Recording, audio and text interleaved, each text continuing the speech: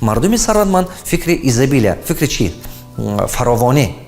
диққат кардастед, ман ҳамон дарс ба гуфтагӣ будам ки куртае ки ману шумо мепӯшем, дорое ки ману шумо мехарем, телефоне ки ману шумо гап мезанем, хонае ки ману шумо зиндагӣ дорем, ҳамин чиз як вақте фикри як инсон буд.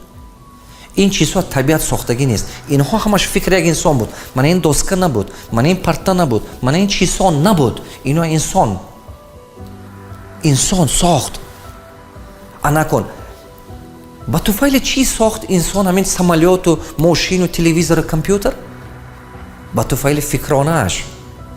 ягона ҷондоре ки дар рӯи замин мегардад лаёқати фикр кардан дорад, ин инсон аст. диққат кардастед? танҳо инсон лаёқати фикр кардан дорад. на ҳайвон, на дарахт, на сабзавот, ягон чӣ лаёқати фикр кардан надорад. ҳамин лаёқата худованд фақат инсон ба додагӣ. инсон аз сабаби оне ки фикр кардан дорад, лаёқати фикр кардан дорад, метавонад ки сифати ҳаёти худашро дигар кунад. нигоҳ кунед. анакун вақте ки мо мегӯем ки ин техника, самолёти, ин чизҳо ҳамаш фикр буд, диққат, фикр як инсон буд.